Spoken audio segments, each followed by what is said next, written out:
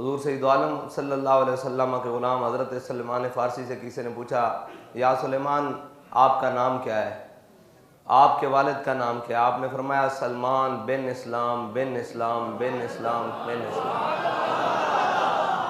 ये एक ऐसा तारुफ है जो कायनात में तमाम मखलूक से मुसलमानों को जुदा करता है। तो हमारा भी तारुफ यही है कि हम कुत्ते पाक रसूलुल्लाह के। हकीकत तो यह है कि हमारी वफ़ा हुज़ूर सैयद आलम सल्लल्लाहु अलैहि वसल्लम की ज़ात गिरामी तो बहुत बुलंद है ना। हमारी वफ़ा तो उस वफ़ादार रसूल से है जिसने अपनी सारी ज़िंदगी हुज़ूर के साथ वफ़ा में गुजार दी। हमारी वफ़ा का तकाज़ा ये है कि जो नज़रिया, जो सोच, जो रास्ता वो हमें देकर गए, हम उस पर कारबंद रहें, ना उससे एक इंच आगे ना एक सूतर पीछे।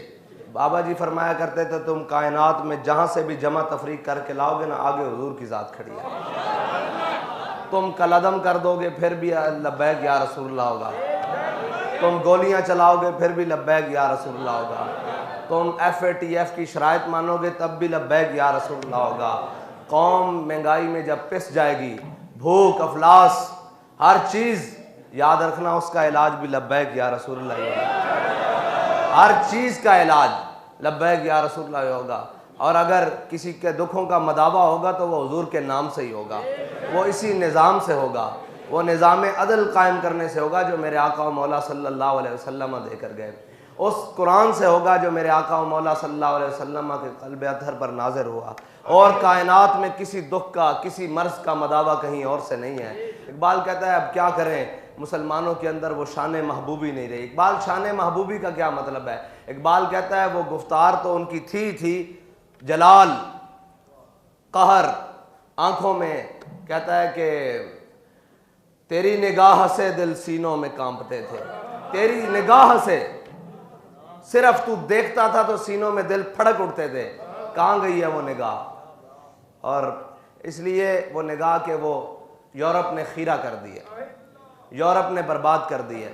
यूरोप ने वो दिखाकर, वो सुनाकर, वो मंजर लाते हैं सुरूर अव्वल, देते हैं शराब आखिर, देकर मुसलमानों की निगाह को ख़राब कर दिया। इकबाल कहता है तेरी निगाह से दिल सीनों में कांपते थे, खोया गया है तेरा वो जज्बे कलंदराना।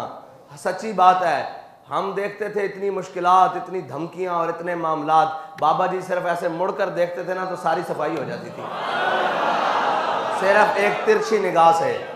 वो क्या था, उसके अंदर कमाल क्या था? एक अपने आका मौला सल्लल्लाहु अलैहि वसल्लम से वफादारी थी और दूसरा उस आंख में हया बड़ा था, उस आंख में हया बड़ा था।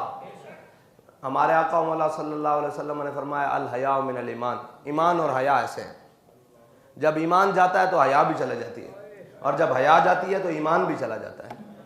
देखें आप, शर्त देखें, फरमाया हया जाए तो ईमान चला जाए, और ईमान चला जाए तो हया, यानी कि ईमान के साथ हया रहती है और हया के साथ ईमान रहता है। अब जिनमें से दोनों निकल जाएं वो भी मुसलमान है। वो जिनमें से दोनों चीज़ें निकल जाएं, ना ईमान मौजूद हो ना हया मौजूद हो, वो क्या मुसलमान है? वो तो रहती नहीं है। यानी किसी तौर पर हज़रत जरीर बिन अब्दुल्लाह अल बजली हुज़ूर सैयद आलम सल्लल्लाहु अलैहि वसल्लम पूछने आए, फरमाया या रसूलल्लाह अगर अचानक किसी गैर महरम औरत पर निगाह पड़ जाए तो फिर? आपने फरमाया मेरे गुलाम है जरीर इसरिफ बसरहा, अपनी निगाह को फेर ले। फरमाया अगर तूने दोबारा निगाह डाली ना, अल्लाह तेरा यह हुस्न जाता रहेगा। और जरीर बिन अब्दुल्लाह अल बजली हैं कौन? जिन्हें यूसुफ हाज़िल उम्मा कहा जाता है, इस उम्मत के यूसुफ, इस उम्मत के यूसुफ। निगाहें में कलंदरानापन और जलाल आता ही जब है निगाहों में हया हो, जब दिलों में हुजूर की मोहब्बत हो। जब दोनों ही चीज़ें मौजूद ना हो फिर हम कहें हमसे कोई डरेगा, हमारी बात में असर होगा। बात में असर लाने के लिए पहले किरदार को मजबूत करना पड़ता है, और इस कदर मजबूत करना पड़ता है कि फिर हर चीज़ कायनात की आपको मट्टी नजर आए। हाँ, हम बड़े मराहिल से गुजर रहे हैं और हमारे लिए सबसे बड़ा मरहला अब यही है कि हमने अपने किरदार को भी बहुत मजबूत करना है। उसमें किसी किस्म की कोई खोट नहीं होनी चाहिए।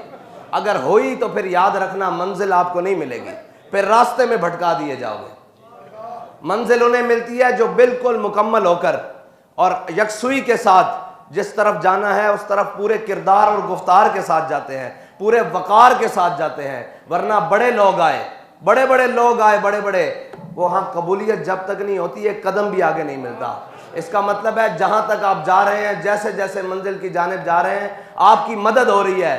आपकी मदद इसलिए हो रही है कि आपके दिलों में हुजूर सैयद आलम सल्लल्लाहु अलैहि वसल्लम की सच्ची मोहब्बत मौजूद है।